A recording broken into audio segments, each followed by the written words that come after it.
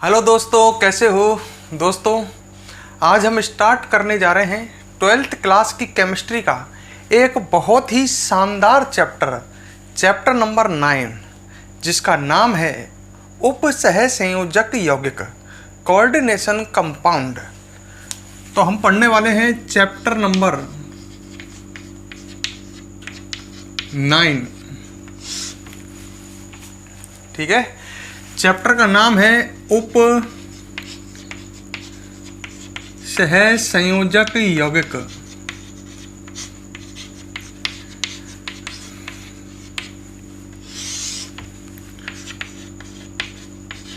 Coordination compound.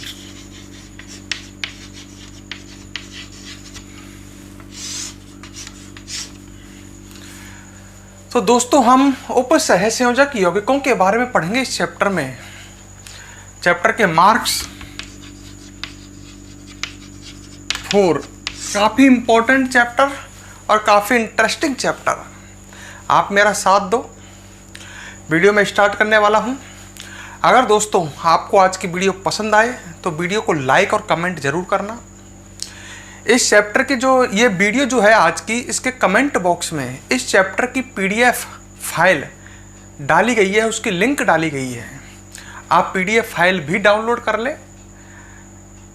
तो अब हम इस चैप्टर को स्टार्ट करते हैं, जिसका नाम है उपसहसंयोजक यौगिक।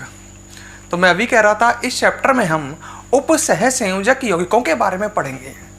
तो पहली बात तो यही आई कि भाई उपसहसंयोजक यौगिक क्या होते हैं।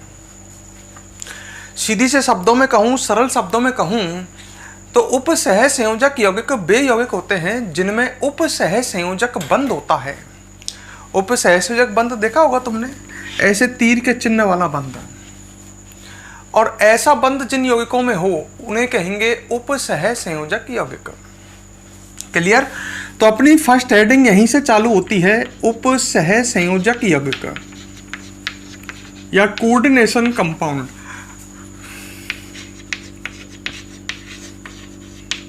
तो हम कहेंगे वे यौगिक जिनमें कौन सा बंध होता है, उपसहसंयोजक बंध होता है। क्लियर। वे यौगिक जिनमें उपसहसंयोजक बंध होता है, उपसहसंयोजक यौगिक कहलाते हैं। तो इस चैप्टर में हम ऐसे यौगिकों को पढ़ेंगे, उपसहसंयोजक यौगिकों को। बात आई साहब, उपसहसंयोजक बंध क्या होता है, कई लड़के यही नहीं जानते। तो हम चर्चा में इसको भी शामिल कर लेते हैं। हम उपसहसंयोजक बंधों की भी बात कर लेते हैं। उपसहसंयोजक बंध, कोऑर्डिनेट बॉन्ड होता क्या है, उपसहसंयोजक बंध क्या होता है, समझने की कोशिश करना। देखो, आपके पास दो परमाणु हैं, मान लो एक परमाणु A है। एक बार कंप्लीट समझ लो इसको, है ना, उपसहसंयोजक बंध क्या होता है। और ये दूसरा परमाणु है B। ठीक है। A परमाणु का 2 इलेक्ट्रॉन युक्त कक्षक।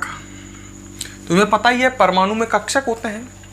परमाणु जो है उसमें नाभिक के बाहर कक्षाएं होती हैं, कक्षाओं में कक्षक उपस्थित होते हैं। तो एक परमाणु का ऐसा कक्षक जिसमें 2 इलेक्ट्रॉन हो, इलेक्ट्रॉन कक्षकों में रहते हैं। और दूसरे परमाणु का ऐसा कक्षक जो रिक्त है। मेरी बात समझ गए। 2 परमाणु हैं, एक परमाणु का 2 इलेक्ट्रॉन युक्त कक्षक और दूसरे परमाणु का खाली कक्षक आपस में मान लो जुड़ गए। कक्षकों के जुड़ने को बोलते हैं अतिव्यापन। तो ये कक्षक आपस में अतिव्यापन कर रहे हैं, अर्थात जुड़ रहे हैं। लो, ये कक्षक आपस में जुड़ गए दोनों परमाणुओं के। इसमें 2 इलेक्ट्रॉन हैं, दोनों इलेक्ट्रॉन हैं किसके, A के। तो ये कक्षक जुड़ गए आपस में, दोनों परमाणुओं के जुड़ गए, मतलब अतिव्यापन कर लिया है इन कक्षकों ने। तो ये बन चुका है उपसहसंयोजक बंध। कौन सा बंध बना, उपसहसंयोजक बंध। कोई पूछे उपसहसंयोजक बंध कैसे बनता है, तो हम ऐसे कहेंगे, एक परमाणु का 2 इलेक्ट्रॉन युक्त कक्षक व दूसरे परमाणु का रिक्त कक्षक आपस में अति व्यापन द्वारा मतलब जुड़कर उपसह संयोजक बंध का निर्माण करते हैं। अच्छा, उपसह संयोजक बंध को तीर के चिन्ह से प्रदर्शित करते हैं। ये तीर का चिन्ह दिख ही रहा होगा आपको, क्लियर। अच्छा, तीर के चिन्ह की जो पूंछ होती है, जिस परमाणु की ओर होती है, उसको बोलते हैं दाता परमाणु। और तीर के चिन्ह का शीर्ष जो है, तीर का शीर्ष वो जिस परमाणु की ओर होता है उसे बोलते हैं ग्राही परमाणु। बात को दोबारा सुन लो। उपसहसंयोजक बंध की पूंछ जिस परमाणु की ओर होती है उसे बोलेंगे दाता, और शीर्ष जिस परमाणु की ओर होगा ग्राही। अच्छा, उपसहसंयोजक बंध में 2 इलेक्ट्रॉन होते हैं और दोनों इलेक्ट्रॉन दाता परमाणु के होते हैं। एक ही तो है दोनों इलेक्ट्रॉन है, मतलब उपसहसंयोजक बंध में दोनों इलेक्ट्रॉन दाता परमाणु के हैं और उपसहसंयोजक बंध में ग्राही परमाणु का कोई इलेक्ट्रॉन नहीं होता। तो यहां तक मेरी बात क्लियर है। हम लिख सकते हैं एक परमाणु का 2 इलेक्ट्रॉन युक्त कक्षक दूसरे परमाणु के रिक्त कक्षक से अति व्यापन द्वारा उपसहसंयोजक बंध का निर्माण करता है। उपसहसंयोजक बंध की पूंछ दाता परमाणु की ओर, वह शीर्ष ग्राही परमाणु की ओर होता है। उपसहसंयोजक बंध में दोनों इलेक्ट्रॉन दाता परमाणु के होते हैं। उपसहसंयोजक बंध में ग्राही परमाणु का कोई इलेक्ट्रॉन नहीं होता है। तो हम ऐसे के ऐसे ही लिख लेते हैं इसको। देखो इधर, नोट्स वीडियो से बनाए ज़्यादा बेहतर है। हालांकि पीडीएफ कमेंट बॉक्स में है, पर वीडियो से नोट्स बनाएं, आपको समझ में भी आएगा और मज़ा भी आएगा। तो मैं लिख रहा हूं, जब मैं वीडियो पॉज करने के लिए कहूं तब आप लिखना। देखो इधर हम लिख सकते हैं जैसे मैंने समझाया, एक परमाणु का 2 इलेक्ट्रॉन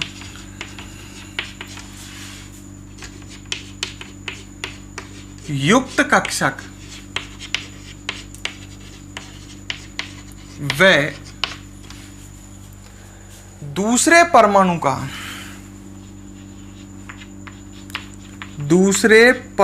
का रिक्त कक्षक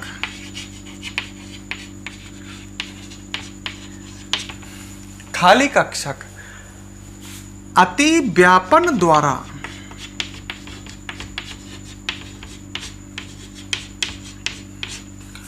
उप सहसंयोजक बंध उपसहसंयोजक बंध का निर्माण करते हैं।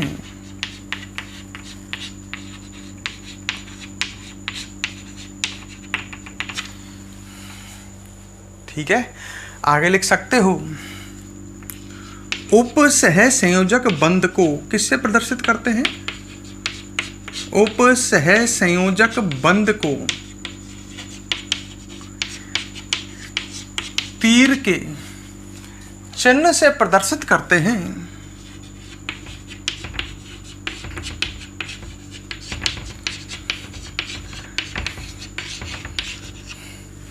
तीर के चिन्ह से प्रदर्शित करते हैं। ठीक है, आगे लिख सकते हो, तीर के चिन्ह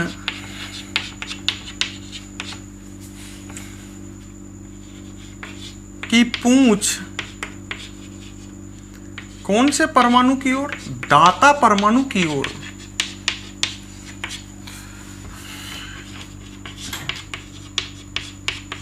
वह शीर्ष ग्राही परमाणु की ओर होता है।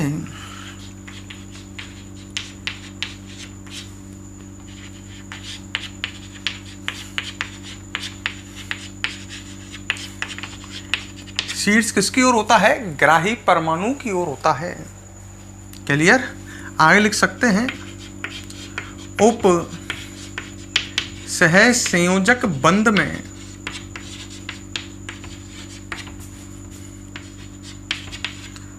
दोनों इलेक्ट्रॉन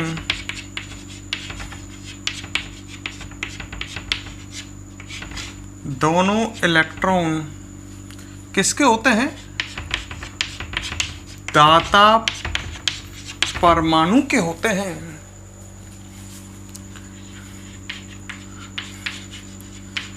वह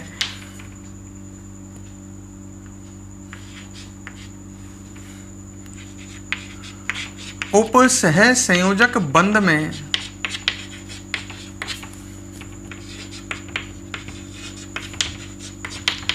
ग्राही परमाणु का कोई इलेक्ट्रॉन नहीं होता है।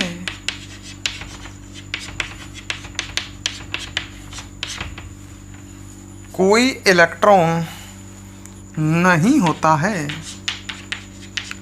दोनों इलेक्ट्रॉन दाता के होते हैं।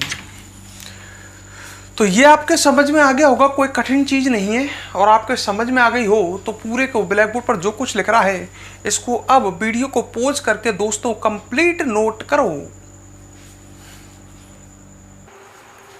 नोट कर लिया दोस्तों ये? अब मैं आगे आपको एक एग्जांपल और देता हूं। देखो इधर,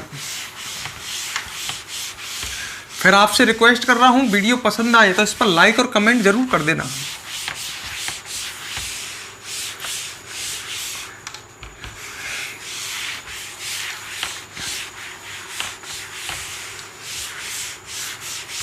अब देखो सामने दोस्तों,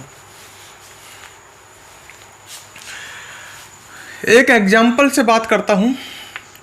ये NH3 है, अमोनिया जिसको जानते हो, और नाइट्रोजन 15वें वर्ग का तत्व है आवर्त सारणी में। तो इसकी बाह्यतम कक्षा में टोटल 5 इलेक्ट्रॉन हैं।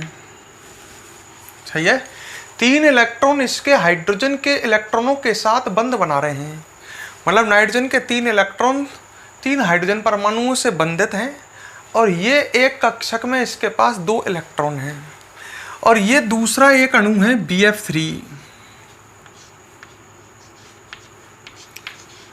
बोरोन 13वें वर्ग का तत्व है। इसकी बाह्यतम कक्षा में 3 इलेक्ट्रॉन है। तीनों इलेक्ट्रॉन 3 फ्लोरीन परमाणुओं के साथ बंध बनाए हुए हैं। इसके पास रिक्त कक्षक है पर उसमें कोई इलेक्ट्रॉन नहीं है। क्लियर? तो नाइट्रोजन का ये 2 इलेक्ट्रॉन युक्त कक्षक बोरोन के रिक्त कक्षक के साथ जुड़ रहा है। कौन से बंध से जुड़ रहा है? उपसह संयोजक बंध से। मैं इसको इस तरह से बना सकता हूं या नहीं बना सकता हूं? मैंने ये दोनों कक्षक आपस में जुड़े, इस तरह से उपसहसंयोजक बंध बन गया, जिसको तीर के चिन्ह से प्रदर्शित कर दिया है। उपसहसंयोजक बंध में दोनों इलेक्ट्रॉन नाइट्रोजन के हैं, ये दाता परमाणु है। क्लियर? मैं लिख सकता हूं ये कौन सा परमाणु है? दाता। और उपसहसंयोजक बंध में बोरोन का कोई इलेक्ट्रॉन नहीं है, ये कौन सा परमाणु हो गया? ग्राही। और ये कौन सा बंध हो गया जिसको हम समझना चाह रहे थे? उपसह संयोजक बंध। क्लियर? और ये बंध कौन से हैं? ये है सह संयोजक बंध। ठीक है? तो इस तरह से आप एग्जाम्पल बना सकते हो जहां मैंने उपसह संयोजक बंध आपको दिखाया। ये जो यौगिक बना हुआ है कंप्लीट, ये एक उपसह संयोजक यौगिक है, क्योंकि इसमें कौन सा बंध है? उपसह संयोजक बंध है। चलो तो इसको एग्जाम्पल डाल करके नीचे नोट कर लो। फटाफट करो, वीडियो को पॉज करो और इसे नोट करो।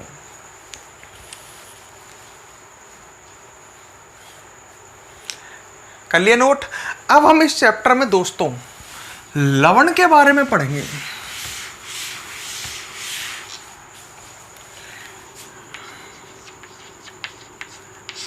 अब बात आई साहब, लवण क्यों पढ़ा रहे हैं?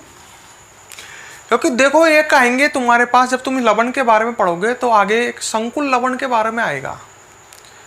लवण को पढ़ोगे तो एक संकुल लवण के बारे में पढ़ाऊंगा मैं, और वो संकुल लवण जो होते हैं वो उपसह संयोजक यौगिक होते हैं। दोबारा सुन लो, जब आप लवण का अध्ययन करेंगे तो एक संकुल लवण का भी आप अध्ययन करोगे, और संकुल लवण जो होते हैं ये उपसह संयोजक यौगिक होते हैं। और इस चैप्टर में हमें उपसह संयोजक यौगिक पढ़ना है, इसलिए हम लवण के बारे में पढ़ रहे हैं। क्लियर? लवण क्या होते हैं? बात ये आई, ये तो तीसरी क्लास का क्वेश्चन हो गया साहब। कि लवण क्या होते हैं। लड़के ने जब भी आंसर नहीं दिया, अम्ल व क्षार की क्रिया कराएं तो जल के अलावा जो यौगिक बनता है जल के अतिरिक्त, वो लवण कहलाता है। जैसे मैंने अम्ल ले लिया HCl और क्षार ले लिया मैंने NaOH, ये अम्ल और क्षार हो गए। जानते होंगे HCl अम्ल है, NaOH क्षार है। अम्ल और क्षार की आप अभिक्रिया करवा रहे हो, क्लियर? तो क्या बनेगा, जब आप इन दोनों की अभिक्रिया कराओगे तो जल निकल जाएगा H2O, अम्ल H और यहां से OH, और बनेगा NaCl। तो ये NaCl जो बन रहा है दोस्तों, ये लवण है और ये जल है। तो जब आप अम्ल और क्षार की क्रिया कराते हो तो जल के अतिरिक्त जो लवण भाई दो चीज बनती है अम्ल और क्षार की क्रिया कराने पर, जल और लवण। तो हम कैसे कहेंगे, अम्ल और क्षार की क्रिया कराने पर जल के अतिरिक्त निर्मित यौगिक कहलाता है लवण। क्लियर? तो हम लिख सकते हैं इस अभिक्रिया को बोलते हैं उदासीनीकरण की अभिक्रिया। अम्ल व क्षार की अभिक्रिया कराने पर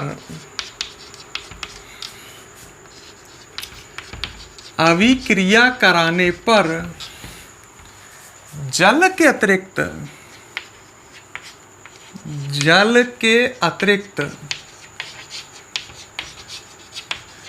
निर्मित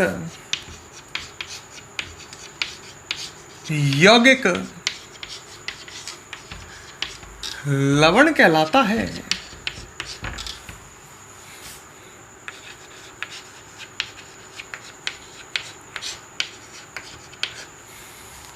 तो अम्ल और क्षार की क्रिया कराने पर जल के अतिरिक्त जो यौगिक बनता है वो क्या कहलाता है, लवण कहलाता है। तो आप इसको भी फटाफट वीडियो को पोज करो, संग संग लिखते चलो वीडियो को पोज। जब मैं कहूँ पोज तो पोज, फटाफट नोट, वीडियो को पोज करके फटाफट इसे नोट करो। हाँ, तो ये आपने नोट कर लिया। अब मेरी बात सुनो दोस्तों, लवण दो प्रकार के होते हैं, एक होते हैं साधारण लवण और एक होते हैं योगात्मक लवण। क्लियर? तो आगे हम पढ़ेंगे लवण के प्रकार। लवण मैंने कितने प्रकार के बताए अभी आपको, दो प्रकार के। तो हमारा नेक्स्ट टॉपिक हो गया लवण के प्रकार।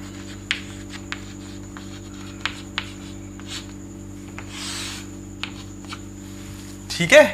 तो लवण दो प्रकार के हैं, कौन कौन से बताए मैंने, साधारण लवण व योगात्मक लवण। लवण दो प्रकार के होते हैं,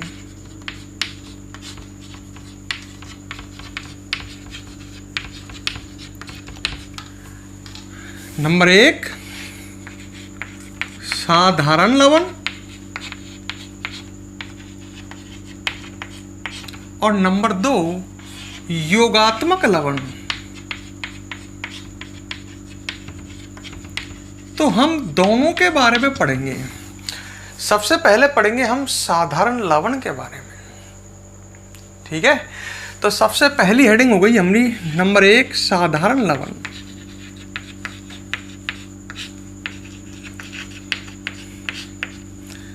साधारण लवण, सिंपल साल्ट। देखो, जब आप अम्ल और क्षार की क्रिया कराते हो दोस्तों, तो आपको पता ही है लवण और जल बनता है। अम्ल और क्षार की क्रिया कराने पर निर्मित लवण साधारण लवण होता है और साधारण लवण से बनता है योगात्मक लवण। तो मेरी बात को ढंग से सुन लो और समझ लो।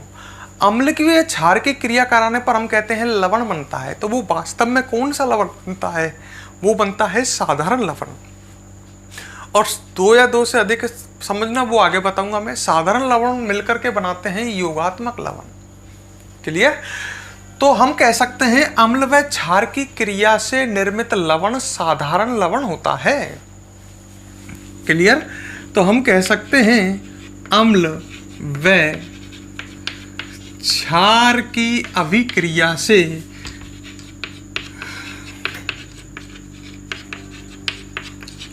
निर्मित लवण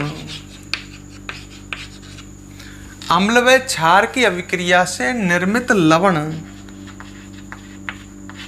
साधारण लवण होता है।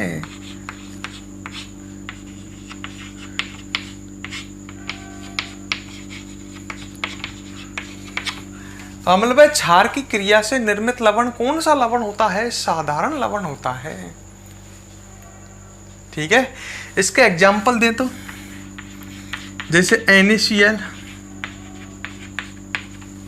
है, साधारण लवण है। NaOH क्षार और अम्ल Cl की क्रिया से बना है। KCl साधारण लवण है। KOH क्षार और अम्ल Cl की क्रिया से बना है। जल निकल जाएगा और बन जाएगा। MgCl2 है, क्षार MgOH का होल ट्वाइस और अम्ल HCl की क्रिया से बन जाएगा। MgCl2, अरे 2 H2O निकल गए ना, 2 H और 2 OH, 2 H2 निकल गए, MgCl2 बन जाएगा। KCN क्षार KOH और अम्ल HCN की क्रिया से बन जाएगा, हाइड्रोजन साइनाइड। FeCN का होल ट्वाइस, FeOH का होल ट्वाइस, ये तो क्षार हो गया, और अम्ल ले लो HCN बन जाएगा। 2 H2 निकल जाएंगे, FeCN का होल ट्वाइस बन जाएगा है। K2SO4, ये सब साधारण लवण है। क्षार KOH की अभिक्रिया अम्ल H2SO4 से कराओ, 2 H और 2 OH निकल जाएंगे, H2O निकल जाएगा, 2 H2O और K2SO4 बन जाएगा। तो ऐसे बहुत एग्जाम्पल हैं आदि। ये सभी साधारण लवण हैं, मतलब ये अम्ल और क्षार की क्रिया से निर्मित लवण हैं। ये आपके समझ में आ गया हो तो आगे हम पढ़ेंगे योगात्मक लवण। कौन से लवण? योगात्मक लवण। तो उससे पहले आप इसको नोट कर लो, फिर हम पढ़ेंगे योगात्मक लवण। फटाफट वीडियो को पॉज करो, नोट करो। नोट कर लिया ना आपने? अब हम बात करेंगे दोस्तों योगात्मक लवण की। ठीक है, तो बात आई योगात्मक लवण नंबर 2, और ढंग से समझना इसको। योगात्मक लवण की बात करते हैं। योगात्मक लवण क्या होते हैं? 2 साधारण लवणों का जलीय विलयन लेना है। जैसे मान लो एक KCl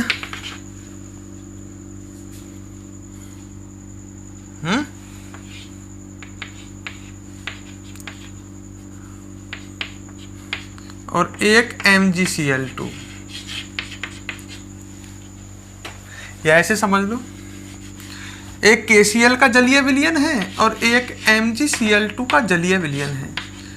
2 साधारण लवण हैं, अभी बताए थे मैंने, ये दोनों साधारण लवण हैं। इन दोनों को मिक्स कर दिया तो ये बन गया, इसमें 2 लवण है, एक तो साधारण लवण KCl है और एक MgCl2 है। 2 साधारण लवणों के जलीय विलयन को वाष्पित कराना है। अब भाई ये देखो, 2 साधारण लवणों का जलीय विलयन है, एक KCl और एक MgCl2। इसको वाष्पित कराना है, गर्म करना है, पानी उड़ेगा, वाष्प बन के पानी उड़ जाएगा और तुम्हें मिल जाएगा योगात्मक लवण। तो हम कहेंगे कैसे? योगात्मक लवण के बारे में हम ऐसे कहेंगे, 2 साधारण लवणों के जलीय विलयन को वाष्पित कराने पर योगात्मक लवण बनता है। तो दोस्तों आप समझ गए होंगे, योगात्मक लवण 2 साधारण लवण करते हैं। योगात्मक लवण का निर्माण 2 साधारण लवण करते हैं। ठीक है, तो मैंने पहली लाइन क्या बोली? 2 साधारण लवणों के जलीय विलयन को वाष्पित कराने पर योगात्मक लवण बनता है। यही बात हम लिख देते हैं। अब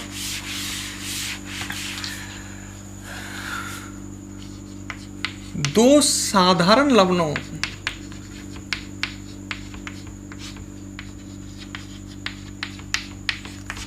के जलीय विलयन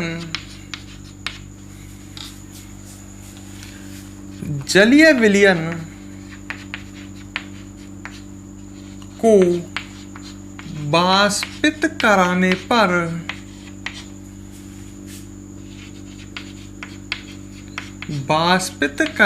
पर योगात्मक लवण बनता है।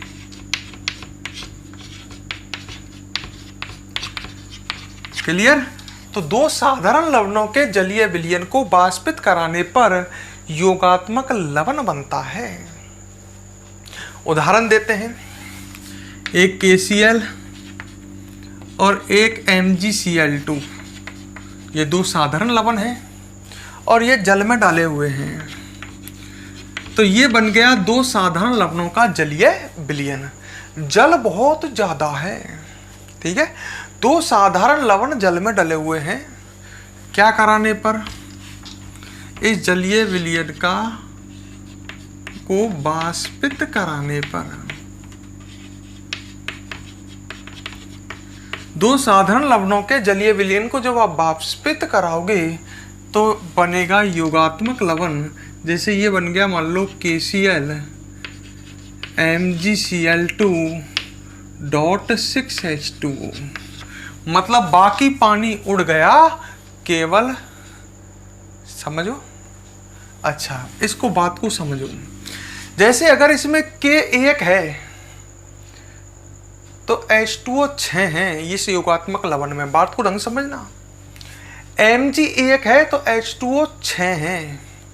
अगर K इसमें 10 है तो H2O 60 है। इसका मतलब ये है। तो बाकी जल तो उड़ गया, केवल इतना जल बचा। तो यहां हमें इस रिएक्शन को बैलेंस करने के लिए 6 लिख देते हैं। तो दो साधारण लवणों के जलीय विलयन को वाष्पित कराने पर ये तीनों चीज मिलकर के, 6 जल के अणु, ये और ये मिलकर के इसका लवण का निर्माण कर रहे हैं। और ये कौन सा लवण बन रहा है? योगात्मक लवण। ये एक योगात्मक लवण है, KCl MgCl2.6H2O। लड़का कहता है ये क्या है? मैंने कहा ये क्रिस्टलीकृत जल है। क्रिस्टलीकृत का मतलब जो बीच बीच में अंतराकाशों में जल उपस्थित होता है। देखो ये ठोस होते हैं, जो बीच बीच में अंतराकाशों में उपस्थित होता है वो जल है क्रिस्टलीकृत जल। अभी इधर मत समझो, आगे समझेंगे हम इधर। तो दो साधारण लवणों के जलीय विलयन को वाष्पित कराने पर यह बना योगात्मक लवण। एक रिएक्शन और लिखता हूं, 4KCN है FeCN का होल ट्वाइस। ठीक है, ये दो साधारण लवण है। KCN भी एक साधारण लवण है, अभी थोड़ी देर पहले जिक्र किया था इसका। FeCN2 भी एक साधारण लवण है। दोनों का जलीय विलयन प्लस कर दिया है, मतलब जोड़ दिया है। और क्या करा रहे हो आप? वाष्पित। तो दो साधारण लवण मैंने KCN और FeCN2 के जलीय विलयन का वाष्पन करा रहा हूं मैं। तो एक योगात्मक लवण बनता है इस तरह का, K4FeCN का होल 6। देखो रिएक्शन बैलेंस है या नहीं है? इधर K4 है, इधर भी K4 है, इधर एक Fe है, इधर एक Fe है, इधर CN। 4 तो ये हो गए और 2 ये हो गए, 6 हैं। ये भी एक योगात्मक लवण है। क्यों? क्योंकि ये भी दो साधारण लवणों के जलीय विलयन को वाष्पित कराने पर बना है। पर इसमें ये जल नहीं है क्रिस्टलीकृत जल, मतलब अंतराकाशों में यहां कोई जल नहीं है। तो ये दोनों ही योगात्मक लवण हैं। ठीक है, तो दो साधारण लवणों के जलीय विलयन को वाष्पित कराने पर ये बने योगात्मक लवण। अच्छा, अब मेरी बात को सुनना, जब आपके समझ में आएगा। योगात्मक लवण दो प्रकार के हैं। एक ऐसे जिनमें क्रिस्टलीकृत जल होता है। योगात्मक लवण दो प्रकार के हैं, ये कहलाएंगे द्विक लवण और ये कहलाएंगे संकुल लवण। मैंने चैप्टर के स्टार्टिंग में इनका जिक्र किया था। संकुल लवण उपसहसंयोजक यौगिक हैं, मतलब द्विक लवण दो प्रकार, योगात्मक लवण दो प्रकार के हो गए।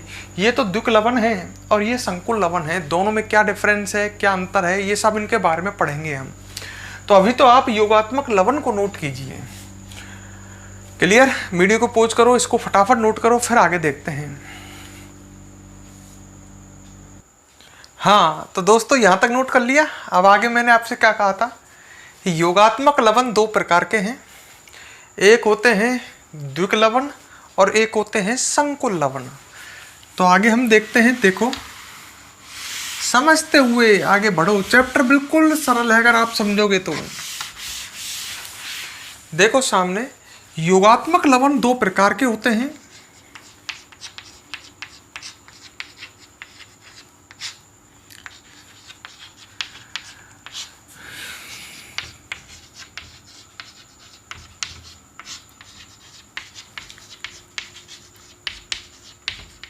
योगात्मक लवण दो प्रकार के हैं।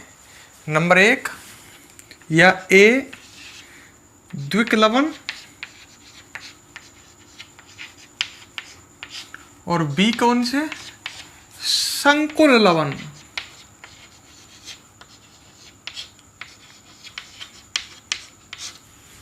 ठीक है, तो पहले हम पढ़ेंगे द्विक लवण के बारे में और फिर हम पढ़ेंगे संकुल लवण के बारे में। तो हम पढ़ते हैं द्विक लवण के बारे में।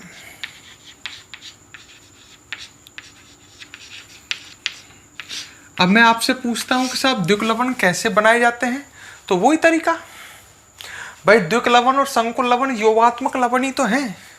और योगात्मक लवण कैसे बनाए जाते हैं, दो साधारण लवणों के जलीय विलयन को वाष्पित कराने पर। तो इनको निर्माण द्विक लवण बनाने का तरीका भी तो यही होगा। तो हम लिख सकते हैं दो साधारण लवणों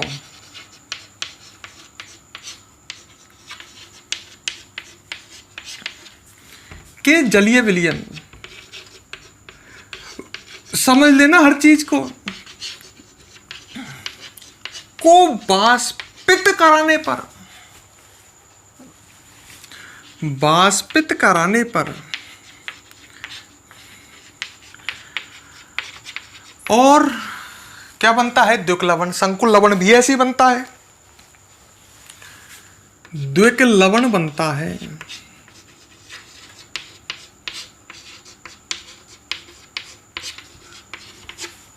क्लियर। अच्छा, कुछ एग्जाम्पल देखते हैं। एक एग्जाम्पल तो अभी थोड़ी देर पहले लिखा था, जैसे KCl और MgCl2 का जलीय विलयन ले लिया, समझ गए होंगे। KCl साधारण लवण, MgCl2 भी एक साधारण लवण, जलीय विलयन ले लिया, वाष्पित कराने पर गर्म का चिन्ह कर लगा देता हूं, तो जल उड़ जाएगा, पूरा नहीं कुछ जल रह जाएगा, क्रिस्टलीकृत जल रह जाएगा जो अंतराकाशों में है वो जल। अंतराकाश मतलब भाई बीच में जो खाली जगह होता है ना, उनमें भरा रह जाएगा। तो बन जाएगा ये KCl MgCl2.6H2O। ये बना एक द्विक लवण जिसका नाम आप याद रखोगे कार्नेलाइट। क्या नाम है, कार्नेलाइट। एक द्विक लवण है, तो कोई कार्नेलाइट द्विक लवण है, फॉर्मूला क्या है, KCl MgCl2.6H2O। एक आपने फिटकरी सुना होगा, देखो इधर K2SO4 एक साधारण लवण है, क्षार KOH और अम्ल H2SO4 की क्रिया से बना है। और एक ले लिया मैंने साधारण लवण Al2SO4 का होल थ्राइस, ये क्षार AlOH का होल थ्राइस और अम्ल H2SO4 की क्रिया से बना है। ये भी एक द्विक लवण है, एल्यूमिनियम सल्फेट, साधारण लवण है, ये भी एक साधारण सा लवण है। और ये भी K2SO4 भी और Al2SO4 का होल थ्राइस भी। और 24H2O, जल तो ज़्यादा लिया पर बाकी उड़ गया, सही है। तो एक द्विक लवण तैयार हो जाएगा जिसको हम फिटकरी बोलते हैं हमारी सिंपल भाषा में। वो बनेगा कौन सा, K2SO4 Al2SO4 का होल थ्राइस .24H2O। ये एक द्विक लवण है, Al2SO4 का होल थ्राइस लिख रहा है ये, जिसका नाम है पोटासिलम। ठीक है, जो एक फिटकरी है। तो पोटासिलम एक द्विक लवण है, दो साधारण लवण के जलीय विलयन को वाष्पित कराने पर बना है। और देख लो, मैंने लिखा K2SO4 प्लस ये साधारण लवण चेंज कर दिया है Al2SO4 की होल थ्राइस की जगह Cr2SO4 का लेते हैं। क्रोमियम सल्फेट ले लिया है और 24H2O, बिल्कुल सेम वही 24H2O, वही वाष्पित कराने पर अब भी फिटकरी बनेगी, पर जो फिटकरी बनेगी उसका नाम होगा Al की जगह क्या आएगा आपके क्रोमियम, K2SO4 Cr2SO4 का होल थ्राइस डॉट 24H2O। ये जो फिटकरी बनी है इसको बोलते हैं क्रोमेलम। कौन सी बनी? क्रोमेलम। ठीक है। एक और ये भी एक द्विक लवण है, कार्निलाइट भी, पोटासेलम भी, क्रोमेलम भी। एक और देख लो, K2SO4 प्लस आपके ये लिया है फेरिक सल्फेट Fe2SO4 का होल थ्राइस। चेंज, ध्यान रख लो तीनों तरह की फिटकरियों को। आपके बनेगा K2SO4 डॉट Fe2SO4 का होल थ्राइस डॉट 24H2O और जिसका नाम है फेरिक एलम। तो ये जो ब्लैक बोर्ड पर लिख रहे हैं ये सभी जो हैं, ये सभी आपके सामने जो लिख रहे हैं ये सभी द्विक लवण हैं। दो साधारण लवणों के जलीय विलयन को वाष्पित कराने पर बने हैं। ठीक है, तो आप ऐसा करो, इसको कंप्लीट यहां तक नोट करो, फिर हम आगे देखते हैं। हाँ दोस्तों, ये आपने नोट कर लिया। अब मैं आपको कुछ बढ़िया बात सिखाता हूं। देखो, सामने देखो और समझना मेरी बात को। जैसे मैं कार्निलाइट की बात करता हूं, तो कार्निलाइट जो है इसके अंदर अवयवी कण, अगर हम इसको देखें तो इसके अंदर अवयवी कण, मान लो ये कार्निलाइट है, तो इसके अंदर अवयवी कण धनायन, समझ रहे हो मेरी बात है?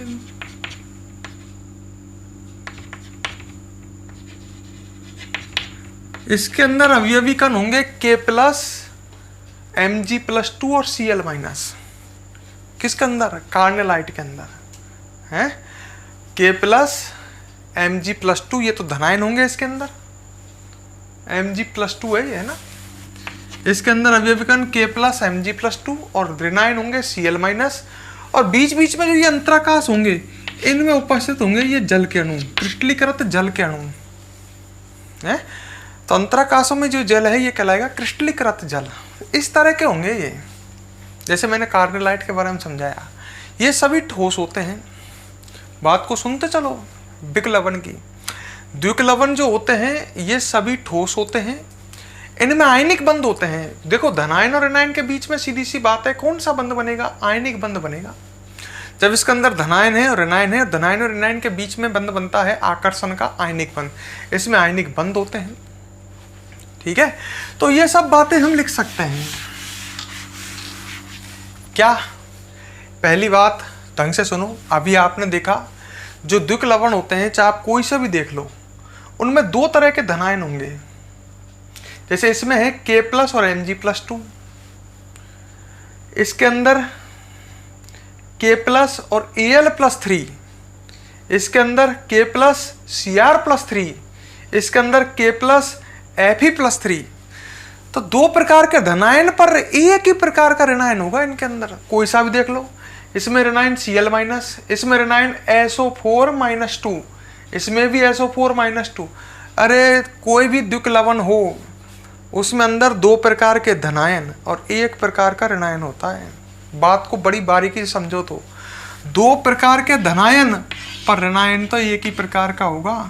दो प्रकार के धनायन पर ऋणायन तो एक ही प्रकार का होगा। तो हम लिख सकते हैं, अच्छा, अगर हम द्विक लवण को जल में डाल दें तो ये जल में अपघटित, आपको पता ही है लवण जल में टूट जाते हैं। अरे द्विक लवण लवण ही तो है, लवण जल में टूट करके धनायन और ऋणायन बनाते हैं। तो द्विक लवण जल में अपघटित होकर धनायन और ऋणायन तो बनाएंगे, पर कितने प्रकार के धनायन बनाएंगे? दो प्रकार के, क्योंकि धनायन इनके अंदर दो प्रकार के हैं। और एक ही प्रकार के ऋणायन बनाएंगे। ऋणायन एक ही प्रकार के हैं इनमें, चाहे ये देख लो, इसमें ऋणायन एक ही प्रकार का है SO4-2। तो मेरी बात को समझो और समझा देता हूं मैं तुम्हें। द्विक लवण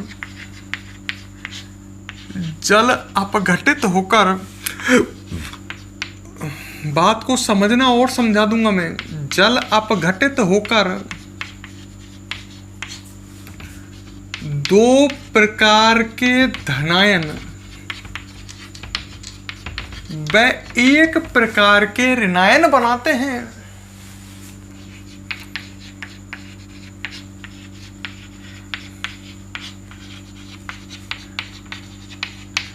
एक प्रकार के ऋणायन, एक नहीं, एक प्रकार के, मतलब जितने भी ऋणायन बनेंगे सभी एक जैसे होंगे। एक प्रकार के ऋणायन बनाते हैं। जैसे मान लो आप कार्नेलाइट ही ले रहे हो,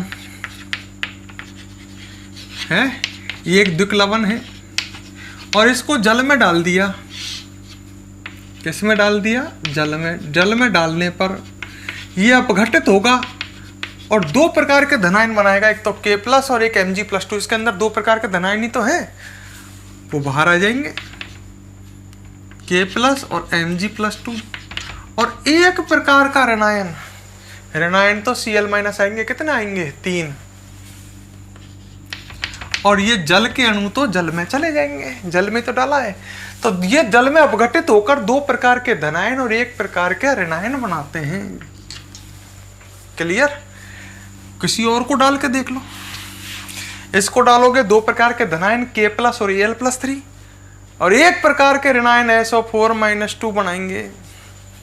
ठीक है, तो द्विक लवण की बात याद रखें। द्विक लवण जल में अपघटित होकर दो प्रकार के धनायन व एक प्रकार का ऋणायन बनाते हैं। क्लियर? और सुनो, अभी एक बात कही थी मैंने, द्विक लवण ठोस होते हैं।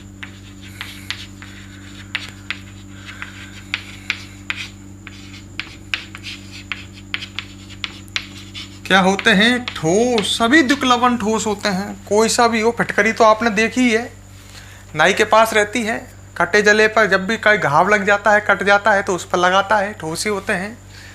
दूसरी बात, द्विक लवण में आयनिक बंध होते हैं। भाई द्विक लवण में धनायन और ऋणायन होते हैं और जिनके बीच में कौन सा बंध बनता है? आयनिक बंध।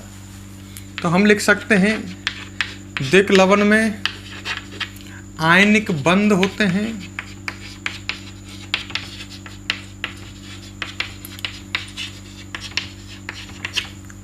ठीक है, द्विक लवण ठोस होते हैं, द्विक लवण में आयनिक बंध होते हैं, जल में अपघटित होकर के दो प्रकार के धनायन और एक प्रकार का ऋणायन बनाते हैं। एक बात और, द्विक लवण सभी धनायनों व ऋणायनों का आसानी से परीक्षण दे देते हैं। मतलब मैंने आपको एक द्विक लवण दे दिया और आपसे कहा कि इसमें चेक करो कौन कौन सा धनायन है और कौन कौन सा ऋणायन है, तो आप आसानी से पता लगा सकते हो, क्योंकि द्विक लवण को जब आप जल में डालोगे तो सभी धनायन और ऋणायन पृथक पृथक हो जाएंगे। तो आप द्विक लवण में उपस्थित सभी धनायनों व ऋणायनों का आसानी से परीक्षण कर सकते हैं। तो ये बात भी इंपॉर्टेंट है, इसको ढंग से समझना, ये आगे काम आएगी। द्विक लवण में उपस्थित, भाई सभी धनायन ऋणायन अलग अलग हो जाते हैं ना, तो आसानी से इनको पता लगाया जा सकता है कि इस द्विक लवण के अंदर कौन कौन सा धनायन है और कौन कौन सा ऋणायन है। भाई पानी में सब अलग अलग घूमते हैं, टूट जाते हैं ना, ये अलग अलग हो जाते हैं।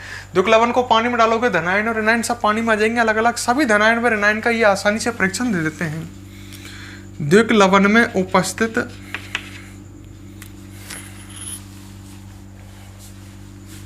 सभी धनायनों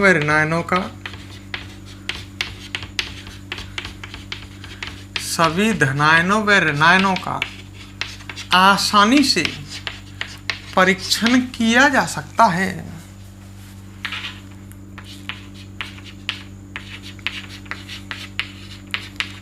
कर सकते हैं, मतलब आसानी से चेक कर सकते हैं कि इसके अंदर कौन से धनायन है और कौन से ऋणायन है।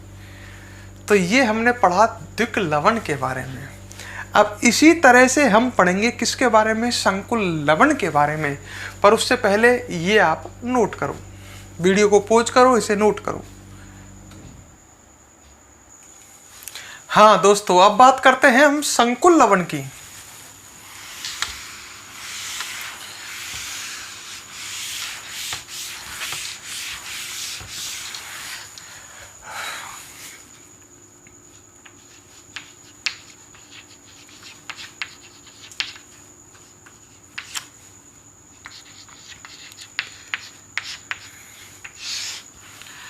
देखो संकुल लवण जो है ये भी आपको पता ही है तो योगात्मक लवण, तो इनको भी बनाने का वही तरीका होगा।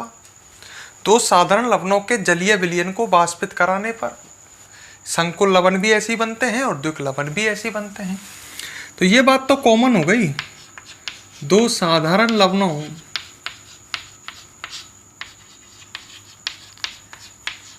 के जलीय विलयन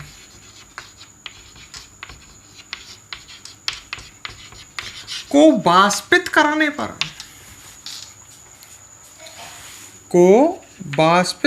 पर यही तरीका द्विक लवण बनाने का है और यही तरीका संकुल लवण बनाने का है। वाष्पित कराने पर संकुल लवण बनते हैं।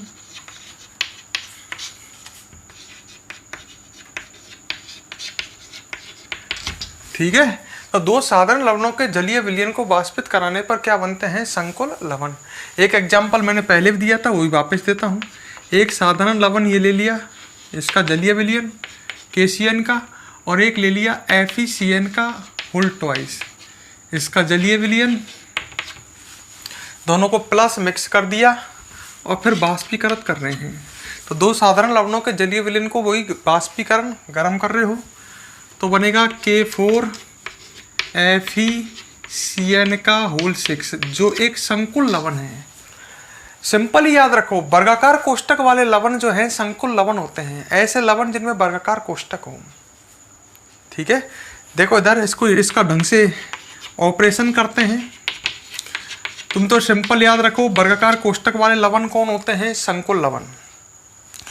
वर्गाकार कोष्टक वाला भाग बाहर वाले भाग के साथ आयनिक बंध बनाता है, मतलब यहां आयनिक बंध होता है इसमें। भाई वर्गाकार कोष्टक वाले लवण हो गए संकुल लवण। वर्गाकार कोष्टक वाला भाग बाहर वाले भाग के साथ आयनिक बंध बनाता है, मतलब ये धनायन है तो ये ऋणायन है पूरा की पूरा, और इनके बीच में ये आयनिक बंध है। मतलब वर्गाकार कोष्टक वाला भाग बाहर वाले भाग के साथ आयनिक बंध, मतलब वर्गाकार कोष्टक के बाहर यहाँ आयनिक बंध होता है इनमें संकुल लवणों में। वर्गाकार कोष्टक के अंदर घुसते ही धनायन होता है, धातु धनायन। ये Fe नहीं है, ये Fe+2 Fe+3 ऐसे होगा। वर्गाकार कोष्टक के अंदर घुसते ही धातु धनायन होगा, जिसके साथ ये आगे वाले उपसह संयोजक बंध बना करके जुड़े होंगे। मतलब इसमें इस तरह से ये 6 CN जुड़े हुए हैं, समझ गए आप? क्या बना करके? उपसह संयोजक बंध। दोबारा सुन लो, वर्गाकार कोष्टक के बाहर वाला भाग जो है इसके साथ यहाँ आयनिक बंध बना होगा। वर्गाकार कोष्टक वाला भाग बाहर वाले भाग के साथ आयनिक बंध बना के जुड़ा होगा। वर्गाकार कोष्टक अंदर घुसते ही धातु धनायन, जिसके साथ आगे वाले समूह उपसहसंयोजक बंध बना के जुड़ेंगे। मतलब यहाँ इसमें उपसहसंयोजक बंध होगा, संकुल लवण में उपसहसंयोजक बंध होगा, संकुल लवण में उपसहसंयोजक बंध होगा वर्गाकार कोष्टक के अंदर। ठीक है, तो इसमें दो तरह के बंध हुए, आयनिक बंध और उपसहसंयोजक बंध। वर्गाकार कोष्टक के अंदर उपसहसंयोजक बंध और वर्गाकार कोष्टक के बाहर आयनिक बंध, ऐसे याद रख लो। क्लियर? अच्छा, जब जल में डालोगे तो सीधी सी बात है आयनिक बंध टूटेगा। जैसे मैंने इसको जल में डाला तो जल में डालने पर उपसहसंयोजक या सहसंयोजक बंध नहीं टूटते हैं, जल में आयनिक बंध टूटते हैं, ये यहाँ से टूटेगा। मतलब एक प्रकार के धनायन और एक प्रकार के ऋणायन बनेंगे। जबकि द्विक लवण को जल में डालने पर दो प्रकार के धनायन व एक प्रकार के ऋणायन बनते थे, जबकि यहाँ ऐसा नहीं होगा। बात को समझना, समझ में आती चली जाएगी, समझने की कोशिश करना। संकुल लवण को जल में डालने पर एक प्रकार का धनायन व एक प्रकार का ऋणायन बनता है। एक प्रकार का धनायन व एक प्रकार का ऋणायन बनता है।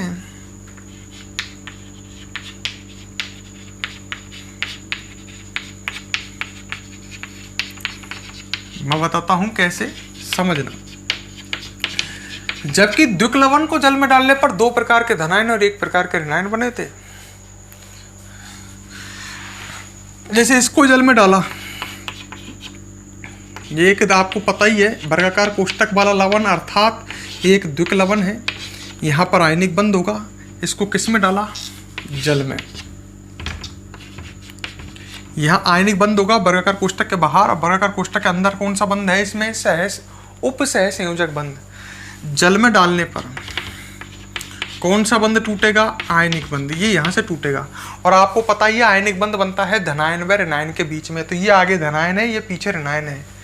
तो 4 तो बनेंगे K+ धनायन, और एक ऋणायन बनेगा FeCN का होल 6। बताओ आवेश कितना आएगा? -4 आएगा। अरे इस पर आवेश -4 है, K पर आवेश +1 होता है, 1 पर तो 4 K जब ही तो जुड़ रहे हैं जब इस पर -4 आवेश है। इस पर -4 आवेश है, ये ऋणायन हो गया और ये धनायन हो गए आगे 4 K+। और इनके बीच में कौन से बंध बने हुए हैं? धनायन और ऋणायन के बीच में आयनिक बंध। जब आपने इसको जल में डाला, ये जल में डालने पर आयनिक बंध टूट गए, तो ये एक प्रकार के धनायन बना रहा है, सभी धनायन K+, और एक ही प्रकार का ऋणायन बना रहा है।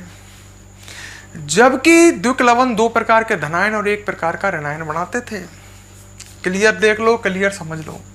और सुन लो मेरी बात, संकुल लवण ठोस अथवा द्रव होते हैं, जबकि द्विक लवण ठोस ही होते थे। ये ठोस भी हो सकते हैं और द्रव भी हो सकते हैं। संकुल लवण ठोस अथवा द्रव होते हैं। ठीक है। अच्छा, द्विक लवण में आयनिक बंध होता था, यहां आयनिक भी है और उप सहसंयोजक भी है।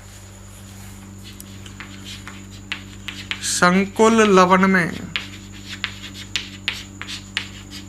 आयनिक व उप सहसंयोजक बंध होता है।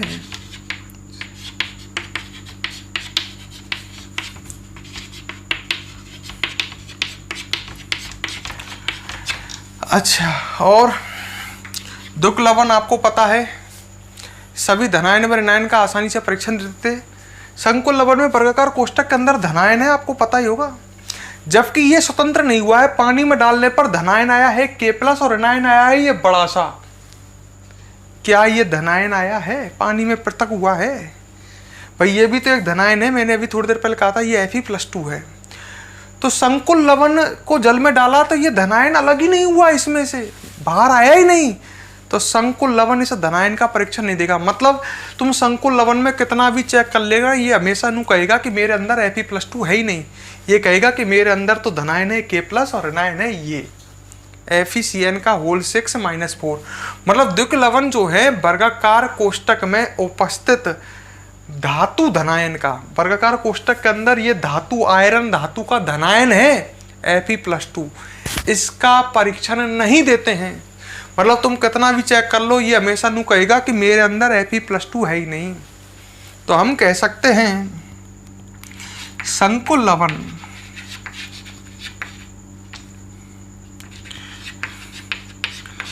वर्गाकार कोष्टक में उपस्थित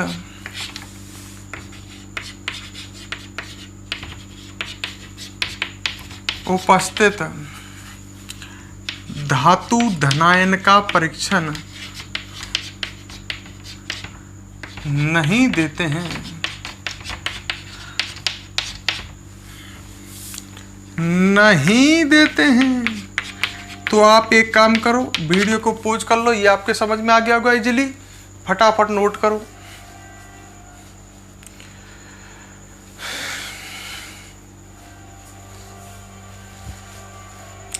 कर लिया नोट? एक टॉपिक और देखते हैं लास्ट में। क्या? द्विक लवण व संकुल लवण में अंतर। अब आपको अंतर तो आराम से समझ में आ ही जाएंगे। देखो, द्विक लवण जल में डालने पर 2 प्रकार के धनायन और 1 प्रकार का ऋणायन बनाते थे द्विक लवण, जबकि संकुल लवण 1 प्रकार का धनायन व 1 प्रकार का ऋणायन बनाते हैं। द्विक लवण ठोस होते हैं, संकुल लवण ठोस अथवा द्रव होते हैं। द्विक लवण में आयनिक बंध होते हैं, जबकि संकुल लवण में आयनिक व उपसहसंयोजक बंध होते हैं। द्विक लवण सभी धनायनों व ऋणायनों को आसानी से परीक्षण दे देते हैं। संकुल लवण धातु धनायन का परीक्षण नहीं देते हैं। तो ये अंतर हम इजीली लिख सकते हैं, क्योंकि हमने ये टॉपिक पढ़े हैं, हमने लवण के बारे में पढ़ा है, तो हम आसानी से समझ गए होंगे। दोनों लवणों में अंतर आराम से हम देख सकते हैं कि दोनों में क्या डिफरेंस है। तो हमारा नेक्स्ट टॉपिक हो गया द्विक लवण व संकुल लवण में अंतर। वीडियो पसंद आए, मजा आए, लाइक और कमेंट जरूर कर देना। द्विक लवण व संकुल लवण में अंतर।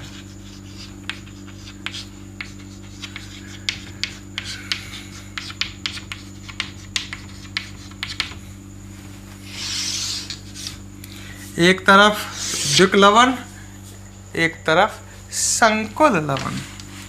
एक तरफ द्विक लवण और एक तरफ संकुल लवण। ये द्विक लवण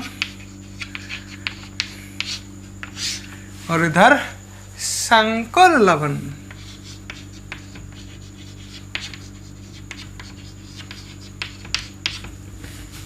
ठीक है।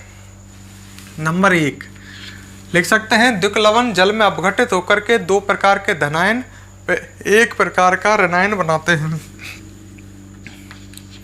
द्विक लवण जल है यार, आप लिख लेना है, मैं बोलता हूं। चलो यार, कहां तक मुझ पे लिखाओगे, क्या समझ में तो आई गए? हेडिंग डालो। चलो मैं बोल रहा हूं, लिखो। द्विक लवण व संकुल लवण में अंतर। डाल दिया। द्विक लवण व संकुल लवण में अंतर। एक तरफ डालो द्विक लवण और एक तरफ डालो संकुल लवण, बीच में लाइन खींचो। खींच लिया। द्विक लवण में डालो नंबर 1, डाल दिया। लिखो इसमें, द्विक लवण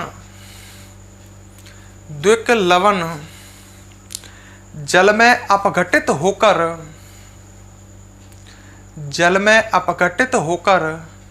दो प्रकार के धनायन व एक प्रकार का ऋणायन बनाते हैं। दो प्रकार के धनायन व एक प्रकार का ऋणायन बनाते हैं। जबकि इधर आ जाओ आप संकुल लवण में नंबर 1 डालो और लिखो इसमें, संकुल लवण जल अपघटित होकर एक प्रकार का धनायन व एक प्रकार का ऋणायन बनाते हैं। लिखो, संकुल लवण जल अपघटित होकर एक प्रकार का धनायन व एक प्रकार का ऋणायन बनाते हैं। लिख लिया। अच्छा, द्विक लवण में नंबर 2 लिखो। क्या लिखेंगे? द्विक लवण ठोस होते हैं, जबकि संकुल लवण क्या होते हैं? ठोस अथवा द्रव होते हैं। तो लिख लो, लिखो। द्विक लवण में नंबर 2 डालो। देखो, द्विक लवण ठोस होते हैं, द्विक लवण ठोस होते हैं। संकुल लवण में 2 नंबर डालो। लिखो इसमें, संकुल लवण ठोस अथवा द्रव होते हैं। संकुल लवण ठोस अथवा द्रव होते हैं। नंबर 3 द्विक लवण में है ना, इनमें कौन से बंध मिलते हैं? आयनिक बंध। और संकुल लवण में आयनिक बंध व उपसहसंयोजक बंध। ध्यान है ना, वर्गाकार कोष्ठक के अंदर उपसहसंयोजक बंध। तो नंबर 3 डालो द्विक लवण में और लिखो, इनमें आयनिक बंध उपस्थित होते हैं। इनमें आयनिक बंध उपस्थित होते हैं। संकुल लवण में डालो नंबर 3 और लिखो, इनमें आयनिक बंध व उपसहसंयोजक बंध उपस्थित होते हैं। आयनिक बंध व उपसहसंयोजक बंध उपस्थित होते हैं। द्विक लवण में नंबर 4 द्विक लवण, ध्यान होगा आपको, सभी धनायनों व ऋणायनों का आसानी से परीक्षण दे देते थे। संकुल लवण वर्गाकार कोष्ठक में उपस्थित धातु धनायन का परीक्षण नहीं देते हैं। तो यही अंतर लिखना है। नंबर 4 डालो द्विक लवण में। लिखो, द्विक लवण सभी धनायनों व ऋणायनों का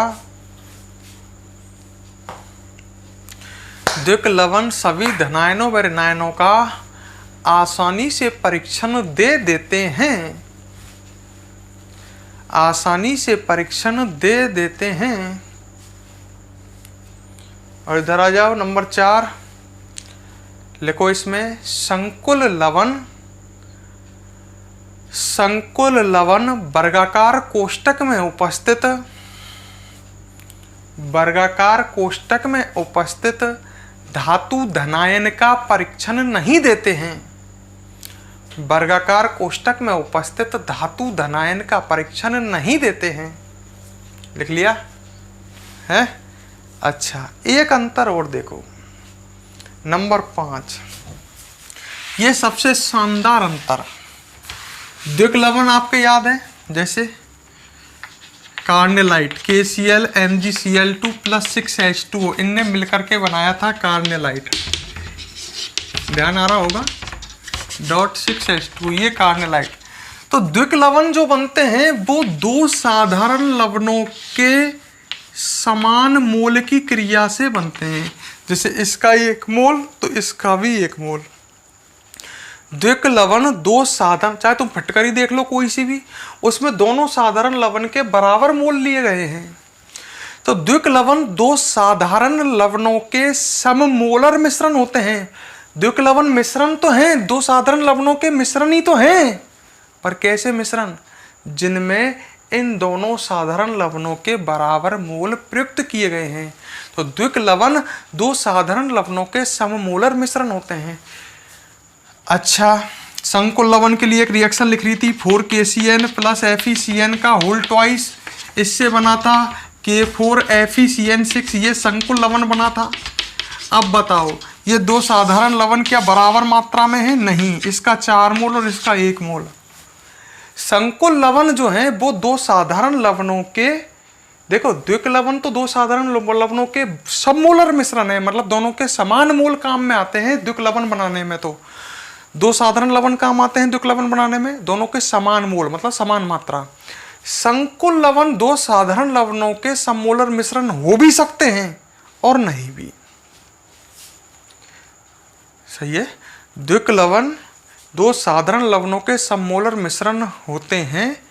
संकुल लवण दो साधारण लवणों के सममोलर मिश्रण हो यह आवश्यक नहीं है। मतलब ये हो भी सकते हैं संकुल लवण दो साधारण लवणों के सममोलर मिश्रण और नहीं भी। तो ये अंतर और लिखना है। डालो द्विक लवण में नंबर 5 लिखो, द्विक लवण दो साधारण लवणों के सममोलर मिश्रण होते हैं। दो साधारण लवणों के सममोलर मिश्रण होते हैं। ठीक है, मतलब दो साधारण लवणों के बराबर मोल इन्हें बनाते हैं द्विक लवण को। अब लिखो संकुल लवण में, लिखो संकुल लवण दो साधारण लवणों के सममोलर मिश्रण हों, दो साधारण लवणों के सममोलर मिश्रण हों, कोमा यह आवश्यक नहीं है। संकुल लवण भी दो साधारण लवणों के मिश्रण हैं, पर ये सममोलर हो भी सकते हैं और नहीं। तो लिख लो संकुल लवण दो साधारण लवणों के सममोलर मिश्रण हो यह आवश्यक नहीं है। तो वीडियो कंप्लीट ये। अब अगली क्लास में नेक्स्ट वीडियो में आगे बढ़ेंगे अपने इस चैप्टर में। दोस्तों वीडियो पसंद आए तो लाइक और कमेंट। इस वीडियो की PDF फाइल मतलब इस चैप्टर की PDF फाइल आज की वीडियो के कमेंट बॉक्स में उसकी लिंक डाली गई है, वहाँ से आप डाउनलोड कर लेना। ठीक है। Good morning all student.